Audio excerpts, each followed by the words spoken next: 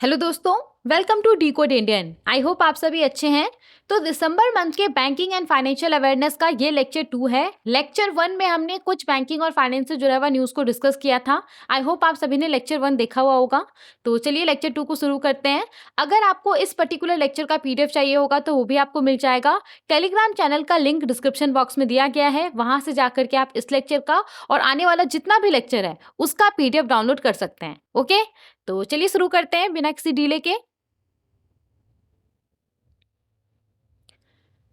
तो यहाँ पे हमारे पास जो सबसे पहला न्यूज है, ये news reserve bank of India को लेकर के है।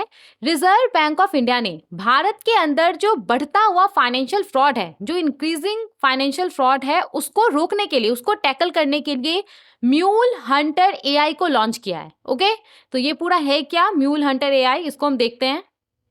देखिए, रिजर्व बैंक ऑफ इंडिया ने आर्टिफिशियल इंटेलिजेंस पावर्ड यानी कि एआई बेस्ड एक सिस्टम को क्रिएट किया है, जो कि जो डिजिटल फ्रॉड होता है उसको कम करने में मदद करेगा।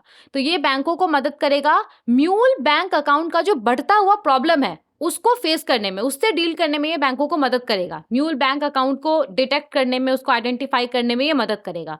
नाउ आगे बढ़ने से पहले आपको ये पता होना चाहिए कि ये जो म्यूल बैंक अकाउंट्स होता है वो होता क्या है। ओके, तभी आपको ये पूरा न्यूज़ समझ में आएगा। देखिए, म्यूल बैंक अकाउंट क्या होता है? तो ये एक ऐसा बैंक अकाउंट होता है जिसका इस्तेमाल क्रिमिनल्स के द्वारा किया जाता है इलीगल एक्टिविटीज के लिए, जैसे कि मनी लॉन्ड्रिंग हो गया। तो इन सब के लिए इसका इस्तेमाल किया जाता है। अब मनी लॉन्ड्रिंग क्या होता है? ये एक ऐसा प्रोसेस होता है, इस प्रोसेस में इलीगल एक्टिविटीज के थ्रू जो पैसा ऑब्टेन किया जाता है, जो पैसा अर्न किया जाता है, जैसे कि आपका फ्रॉड हो गया, ड्रग ट्रैफिकिंग हो गया, करप्शन हो गया, तो इन सब के थ्रू जो पैसा अर्न किया जाता है ना, उसको मनी लॉन्ड्रिंग एक ऐसा प्रोसेस है। इस प्रोसेस में वैसे पैसे का जो ओरिजिन रहता है उसको छुपा करके और उसको लेजिटिमेट बनाने का प्रयास किया जाता है, उसको, उस पैसे को वैध बनाने का प्रयास किया जाता है। ओके, तो यहाँ पे ये जो म्यूल अकाउंट होता है, म्यूल अकाउंट क्या होता है? ये एक ऐसा बैंक अकाउंट होता है जो कि क्रिमिनल्स के द्वारा इस्तेमाल किया जाता है इस तरह के इलीगल एक्टिविटीज के लिए, मनी लॉन्ड्रिंग के लिए। तो ऐसे एक्टिविटीज के लिए म्यूल अकाउंट का इस्तेमाल किया जाता है क्रिमिनल्स के द्वारा। ओके, ना देखिए, ये जो म्यूल अकाउंट होता है, तो ज्यादातर क्या होता है ना कि क्रिमिनल्स ऐसे अकाउंट को खरीद लेते हैं जो उसका ओरिजिनल यूजर्स रहता है। अब ये अक्सर ऐसे इंडिविजुअल्स होते हैं जो कि लोअर इनकम ग्रुप से होते हैं, उनके पास उतना ज़्यादा फाइनेंशियल, उनका जो स्थिति है वो उतना ठीक नहीं होता है। तो यहाँ पे उनको पैसों का लालच दे करके ये लोग जो क्रिमिनल्स होते हैं वो उनका अकाउंट ले लेते हैं, उनसे खरीद लेते हैं और फिर उसका इस्तेमाल करके वो लोग इलीगल एक्टिविटीज़ करते हैं, राइट। या फिर जो, जिसके पास जो टेक्निकल लिटरेसी है वो बहुत कम है, वैसे लोग जिनके पास टेक्निकल चीज़ों के बारे में उतना नॉलेज नहीं है, तो वैसे लोगों को क्रिमिनल्स क्या करते हैं, ट्रिक करके उनका जो अकाउंट है वो ले लेते हैं। ओके, तो ये होता है म्यूल अकाउंट। आई होप आपको समझ में आ गया होगा कि म्यूल अकाउंट क्या है। नाउ यहाँ पे इसी से रिलेटेड एक टर्म है मनी म्यूल। अब ये मनी म्यूल क्या है? तो देखिए, मनी म्यूल ऐसे इनोसेंट विक्टिम को बोला जाता है, ऐसे इंडिविजुअल को बोला जाता है जो अनअवेयर होता है कि उसका अकाउंट का इस्तेमाल करके क्रिमिनल्स क्या करता है, उसको ट्रिक कर देता है और फिर वो उसका अकाउंट का इस्तेमाल करके जो चोरी किया हुआ पैसा रहता है, जो इलीगल पैसा रहता है, उसको छुपाने का काम करता है, उसको ट्रांसफर करने का काम करता है। ठीक है, तो ये एक टर्म था इससे रिलेटेड, इसीलिए मैंने आपको बता दिया। तो म्यूल बैंक अकाउंट क्या होता है? ये एक ऐसा बैंक अकाउंट होता है जिसका इस्तेमाल क्रिमिनल्स के द्वारा किया जाता है इलीगल एक्टिविटीज, जैसे कि मनी लॉन्ड्रिंग को करने के लिए। ओके, ना यहाँ पे पूरा न्यूज क्या है? तो रिजर्व बैंक ऑफ इंडिया ने आर्टिफिशियल इंटेलिजेंस पावर्ड मॉडल यानी कि एआई बेस्ड एक सिस्टम को क्रिएट किया है जो कि डिजिटल फ्रॉड को कम करने में मदद करेगा। तो ये बैंकों को मदद करने वाला है। इस तरह का जो म्यूल बैंक अकाउंट्स होता है उसका जो प्रॉब्लम है उसको कम करने में ये बैंकों को मदद करेगा, बैंकों को ये हेल्प करेगा उस तरह के अकाउंट को आइडेंटिफाई करने में, उसको डिटेक्ट करने में। ओके, ना ये जो पूरा मॉडल है उसका नाम क्या है? तो इसका नाम है mule Hunter dot A. I hope आपको याद रहेगा। तो ये जो एआई पावर्ड मॉडल है, जो सिस्टम है, उसका नाम क्या है? Mule Hunter dot A. Okay, और इसको रिजर्व बैंक ऑफ इंडिया का जो सब्सिडरी है, जैसा कि हमें पता है कि आरबीआई का 5 सब्सिडरी है, डीआईसीजीसी, बीआरबीएन, एमपीएल, रेबिट हो गया, इफ्तास हो गया और आपका ये आरबीआईएच, रिजर्व बैंक इनोवेशन हब। तो यहाँ पे आरबीआई का ये जो सब्सिडरी है आरबीआईएच, रिजर्व बैंक इनोवेशन हब, उसके द्वारा ये म्यूल हंटर डॉट एआई को यहाँ पे डेवलप किया गया है। ठीक है ना, यहाँ पे इसका डिटेल्स दिया गया है। तो ये MuleHunter.ai क्या करेगा, अभी तक आपको समझ में आ गया होगा। तो ये बैंक को यहाँ पे मदद करने वाला है एफिशिएंट मैनर में, एफिशिएंट वे में जो म्यूल बैंक अकाउंट्स होता है उसको डिटेक्ट करने में, उसको आइडेंटिफाई करने में। ओके, और यहाँ पे जो हमारे देश का 2 लार्ज पब्लिक सेक्टर बैंक्स है उसके साथ ये MuleHunter.ai का ट्रायल भी किया गया था, और ट्रायल में जो रिजल्ट सामने आया है वो काफ़ी अच्छा है। और यहाँ पे इसीलिए आरबीआई ने जो दूसरा बैंक्स है, दूसरे बैंकों को भी बोला है कि वो आरबीआईएच के साथ यहाँ पे कोलैबोरेट करे और ये जो पूरा MuleHunter.ai मॉडल है इसको और वो फर्दर डेवलप करे, इसको वो इम्प्रूव करे, इसको वो एक्सपेंड करे। ठीक है, ताकि यहाँ पे ये जो म्यूल बैंक अकाउंट्स का इशू है, जो प्रॉब्लम है जिसका इस्तेमाल करके फाइनेंशियल फ्रॉड किया जाता है, उसको कम किया जा सके, उससे डील किया जा सके। ओके, समझ में आ गया। तो रिजर्व बैंक ऑफ इंडिया ने यहाँ पे भारत के अंदर जो बढ़ता हुआ फाइनेंशियल फ्रॉड है उसको टैकल करने के लिए, उसको रोकने के लिए MuleHunter.ai को लॉन्च किया है। ओके, ये एआई पावर्ड एक मॉडल है, तो ये बैंकों को मदद करेगा, बैंकों के अंदर जो म्यूल बैंक अकाउंट्स होता है उसको आइडेंटिफाई करने में, उसको डिटेक्ट करने में। और इसको किसके द्वारा डेवलप किया गया है? Reserve bank innovation hub RBIH के द्वारा, जो कि आरबीआई का सब्सिडरी है, उसके द्वारा इसको डेवलप किया गया है। ठीक है, समझ में आ गया पूरा न्यूज। आगे बढ़ते हैं, दूसरे न्यूज को देखते हैं। नाउ देखिए, यहाँ पे हमारे पास जो न्यूज है ये न्यूज आरबीआई और स्मॉल फाइनेंस बैंक को लेकर के है। तो यहाँ पे रिजर्व बैंक ऑफ इंडिया ने स्मॉल फाइनेंस बैंक को अलाउ कर दिया है कि वो अपने कस्टमर को यूपीआई ट्रांजैक्शंस के लिए pre sanction credit line offer कर सकता है। तो रिजर्व बैंक ऑफ इंडिया ने स्मॉल फाइनेंस बैंक्स को अलाउ कर दिया है कि वो अपने कस्टमर को यूपीआई ट्रांजैक्शंस के लिए pre sanction credit line offer कर सकता है। तो इस पूरे न्यूज को समझने से पहले आपको ये पता होना चाहिए कि ये प्री सैंक्शन क्रेडिट लाइन होता क्या है। ओके, तो पहले इसको हम थोड़ा सा समझ लेते हैं, फिर हम अपने न्यूज के ऊपर आएंगे। वैसे तो प्रीवियस वीडियोस में हम इसको बहुत बार डिस्कस कर चुके हैं, लेकिन हो सकता है कि आप लोगों में से बहुत सारे लोग नए हैं, पहली बार देख रहे हैं, तो मैं यहाँ पे थोड़ा सा बता देती हूँ। देखिए, क्रेडिट लाइन क्या होता है? तो ये क्रेडिट कार्ड के तरह होता है, सिमिलर ये क्रेडिट कार्ड के तरह होता है। बस डिफरेंस क्या होता है ना कि क्रेडिट कार्ड में आपको एक कार्ड मिलता है, फिजिकल कार्ड मिलता है जिसको आपको कैरी करना होता है, लेकिन क्रेडिट लाइन में ऐसा कुछ नहीं होता है। ओके, तो यहाँ पे जिस तरह से क्रेडिट कार्ड में एक लिमिट रहता है, उस लिमिट तक का पैसा विड्रॉ कर सकते हैं, सेम इसी प्रकार से क्रेडिट लाइन क्या है? तो ये एक प्री अप्रूव्ड अमाउंट है जो कि बैंक या फिर फाइनेंशियल इंस्टीट्यूशन अपने बोरोवर को ऑफर करता है। तो ये एक लिमिट होता है, इस लिमिट तक बोरोवर को जब जब पैसों का जरूरत है तब तब वो पैसा विड्रॉ कर सकता है, और जितना पैसा वो विड्रॉ करेगा सिर्फ उसके ऊपर ही उसको इंटरेस्ट पे करना होगा। सपोज कि आपको बैंक ने 10,000 रुपीज का ये क्रेडिट लाइन ऑफर किया है। अब कभी आपने इसमें से 2,000 रुपीज विड्रॉ किया, कभी 3,000 विड्रॉ किया, मान लीजिए कि टोटल आपने 9,000 रुपये इसमें से विड्रॉ किया, तो यहाँ पे सिर्फ 9,000 रुपये के ऊपर ही आपको इंटरेस्ट देना पड़ेगा, ना कि पूरा 10,000 रुपीज के ऊपर आपको इंटरेस्ट देना पड़ेगा। तो ये क्या होता है? ये क्रेडिट लाइन होता है। ठीक है, समझ में आ गया? बैंकों के द्वारा इसको इशू किया जाता है ना। यहाँ पे देखिए, अभी कुछ दिनों पहले आरबीआई के द्वारा, मतलब पिछले साल आरबीआई के द्वारा कुछ फैसला लिया गया था। आरबीआई ने जो हमारा पूरा यूपीआई सिस्टम है इसके स्कोप को बढ़ाने के लिए जो ये प्री सैंक्शन क्रेडिट लाइन बैंकों के द्वारा इशू किया जाता है उसको यूपीआई सिस्टम के अंदर शामिल कर दिया। तो यहाँ पे इसका मतलब क्या है? इसका मतलब ये है कि जो कस्टमर्स है ना, कस्टमर्स अब यहाँ पे अगर उनके पास प्री अप्रूव्ड क्रेडिट लाइन है तो यहाँ पे उस तक वो एक्सेस पा सकते हैं डायरेक्टली यूपीआई के थ्रू, और वो अलग अलग प्रकार का ट्रांजेक्शन कर सकते हैं। जैसे कि मान लीजिए कि एक एग्जाम्पल से समझते हैं तो आपको क्लियर हो जाएगा। जैसे कि मान लीजिए ना, आपके पास लेट्स से कि 50,000 रुपीज का क्रेडिट लाइन है जो कि आपको बैंक ने इशू किया है। ओके, तो यहाँ पे अब आप क्या कर सकते हैं? अब आप यहाँ पे यूपीआई का इस्तेमाल करके पेमेंट कर सकते हैं, ट्रांजेक्शन कर सकते हैं डायरेक्टली ये जो आपको क्रेडिट लाइन इशू किया गया है उसमें से।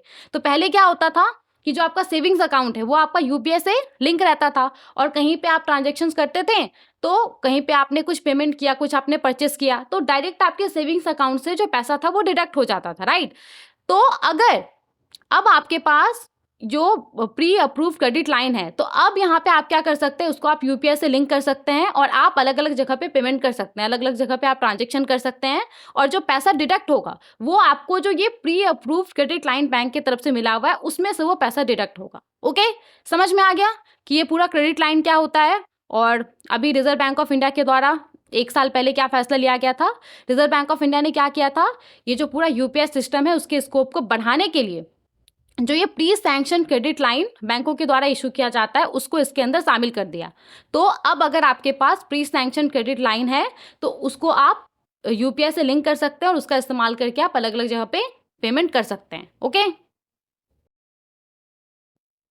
ना यहाँ पे पूरा न्यूज़ क्या है, तो रिजर्व बैंक ऑफ इंडिया ने स्मॉल फाइनेंस बैंक्स को अलाउ कर दिया है कि वो अपने कस्टमर्स को यूपीआई के थ्रू ट्रांजैक्शंस करने के लिए pre sanction credit line offer कर सकता है। ओके, अभी तक क्या था, अभी तक ये सिर्फ स्केड्यूल कमर्शियल बैंक्स के लिए था, सिर्फ स्केड्यूल कमर्शियल बैंक्स को ही अलाउ किया गया था कि वो अपने कस्टमर्स को यूपीआई के थ्रू ट्रांजैक्शंस करने के लिए pre sanction credit line offer कर सकता है। लेकिन अब यहाँ पे स्मॉल फाइनेंस बैंक्स को भी अलाउ कर दिया गया है कि वो अपने कस्टमर्स को यूपीआई के थ्रू ट्रांजैक्शंस करने के लिए pre sanction credit line offer कर सकता है।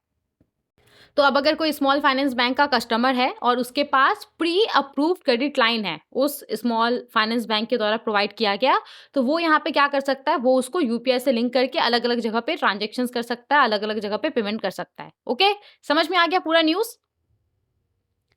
ना यहाँ पे बैकग्राउंड दिया गया है, तो सितंबर 2023 में यूपीआई के स्कोप को बढ़ाने के लिए, जैसा हमने पहले ही बात कर लिया था, सितंबर 2023 में यूपीआई के स्कोप को बढ़ाने के लिए जो प्री सैंक्शन क्रेडिट लाइन होता है उसको यहाँ पे अलाउ कर दिया गया था कि उसको आप यूपीआई से लिंक कर सकते हैं और उसका इस्तेमाल करके आप अलग अलग जगह पे ट्रांजेक्शन कर सकते हैं। तो इनिशियली क्या था, सिर्फ कमर्शियल बैंकों के लिए ही अवेलेबल था, सिर्फ कमर्शियल बैंकों को ही बोला गया था कि सिर्फ वही अपने कस्टमर्स को ये जो प्री सैंक्शन क्रेडिट लाइन है वो ऑफर कर सकता है यूपीआई के थ्रू पेमेंट करने के लिए। Payments bank, small finance bank, जो रीजनल रूरल बैंक्स है उसको अलाउ नहीं किया गया था। ओके, तो यहाँ पे axis bank, bank of Baroda, city union bank, HDFC bank, ICICI bank, Indian bank, Karnataka bank, Punjab national bank, state bank of India, Tamil Nadu mercantile bank, तो ये सब ऐसे बैंक हैं जो कि अपने कस्टमर्स को यूपीआई के थ्रू ट्रांजेक्शन्स करने के लिए pre sanction credit line offer करते हैं। ठीक है, समझ में आ गया?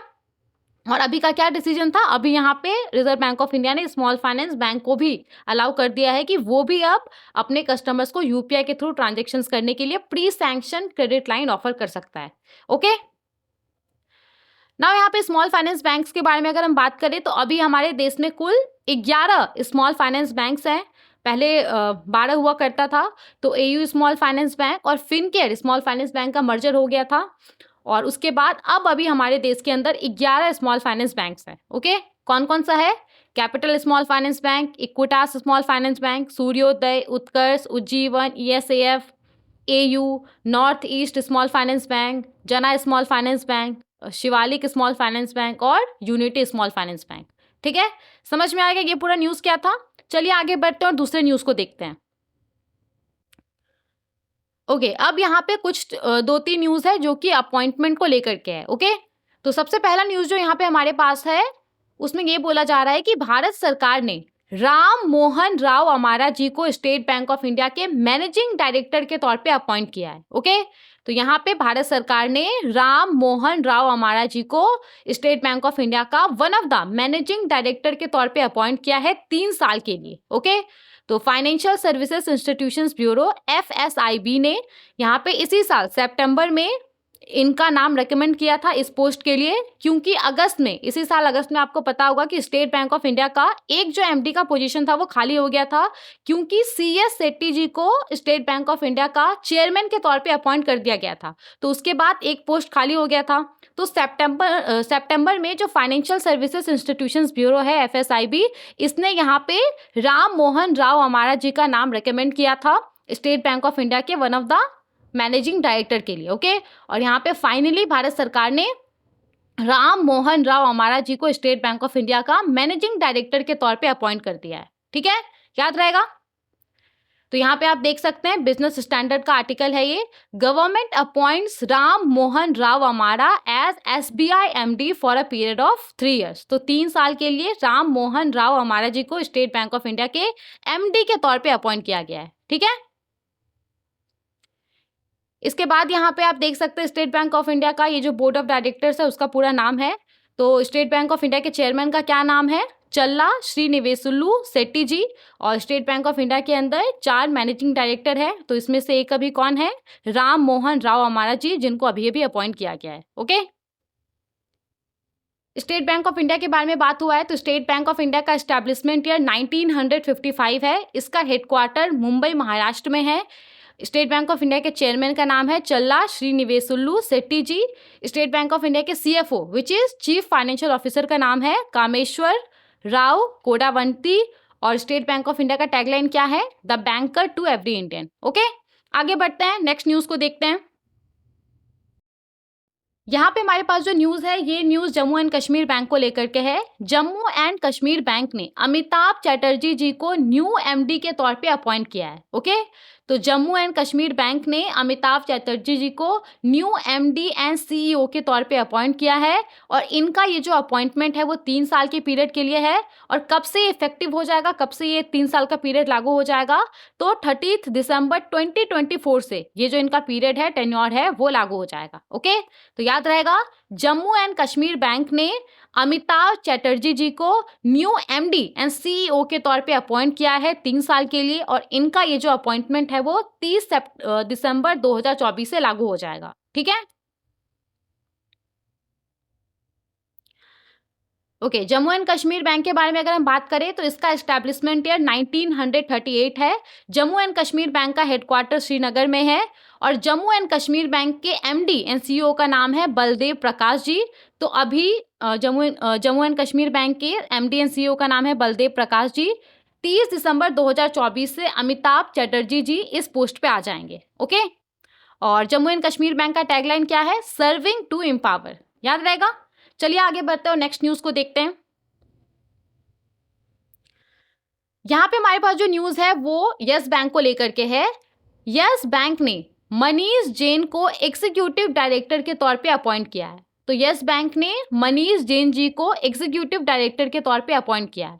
तो यहाँ पे रिजर्व बैंक ऑफ इंडिया ने यस बैंक का के एग्जीक्यूटिव डायरेक्टर मनीष जैन के अपॉइंटमेंट को अप्रूव कर दिया है। रिजर्व बैंक ऑफ इंडिया ने यस बैंक के एग्जीक्यूटिव डायरेक्टर मनीष जैन जी के अपॉइंटमेंट को अप्रूव कर दिया है। और इनका ये जो अपॉइंटमेंट है वो 3 साल के लिए है। कब से इफेक्टिव हो जाएगा? तो हो चुका है ऑलरेडी, 11 दिसंबर 2024 से ही इनका जो अपॉइंटमेंट है वो इफेक्टिव हो गया है। ओके, तो मनीष जैन जी को यस बैंक का एग्जीक्यूटिव डायरेक्टर के तौर पे अपॉइंट किया गया है।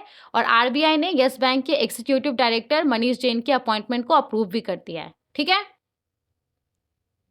यस बैंक के बारे में अगर हम बात करें तो यस बैंक का एस्टैब्लिशमेंट ईयर 2004 है। इसका हेडक्वार्टर मुंबई महाराष्ट्र में है। यस बैंक के एमडी एंड सीईओ का नाम है प्रशांत कुमार जी। और यस बैंक का टैगलाइन है लाइफ को बनाओ रिच। ओके, चलिए आगे बढ़ते हैं और नेक्स्ट न्यूज को देखते हैं।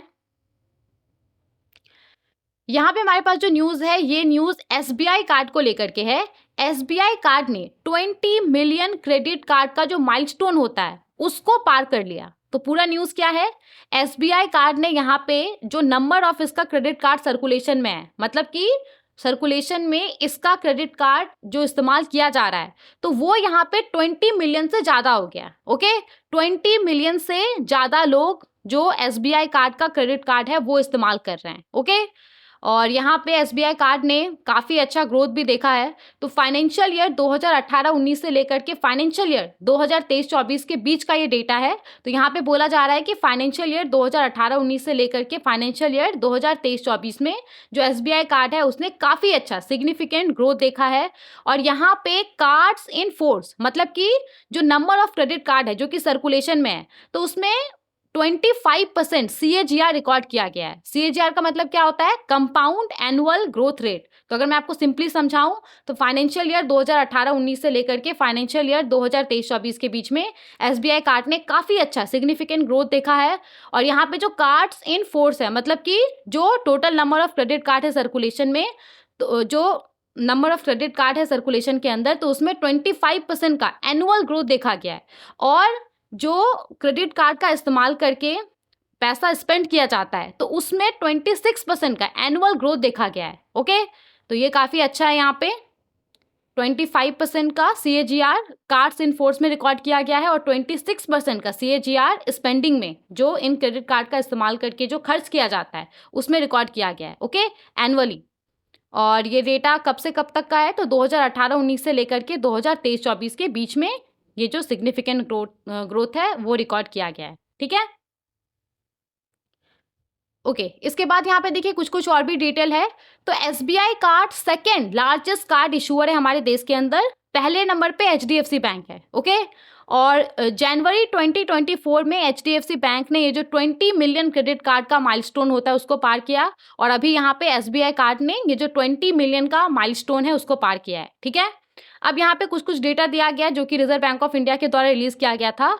तो अक्टूबर के लिए रिजर्व बैंक ऑफ इंडिया के द्वारा जो डेटा रिलीज किया गया था उसके हिसाब से अक्टूबर में तकरीबन 19.8 मिलियन एसबीआई कार्ड के द्वारा इशूड जो क्रेडिट कार्ड है वो सर्कुलेशन में था। ओके और अगर इसको सितंबर 2024 से कंपेयर करेंगे तो जाता है, सितंबर 2024 में total 19.58 million credit card circulation में था एसबीआई कार्ड का, जो कि अक्टूबर 2024 में बढ़ करके कितना हो गया 19.8 मिलियन हो गया। ओके और एचडीएफसी बैंक के बारे में अगर हम बात करें तो अक्टूबर में 22.64 मिलियन क्रेडिट कार्ड इसका सर्कुलेशन में था। ठीक है, नाउ अगर हम total number of credit card जो कि भारत के अंदर सर्कुलेशन में उसके बारे में बात करें तो भारत के अंदर सर्कुलेशन में जो total number of credit cards है उसमें ईयर ऑन ईयर 12.85% का ग्रोथ देखने को मिला है, और ये 106.88 मिलियन रिकॉर्ड किया गया है। ओके तो ये भी काफी बड़ा नंबर है।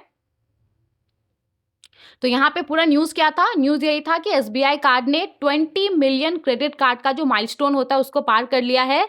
एसबीआई कार्ड ने अनाउंस किया है कि जो इसका नंबर ऑफ क्रेडिट कार्ड है सर्कुलेशन में वो 20 मिलियन से ज़्यादा हो गया है। ठीक है,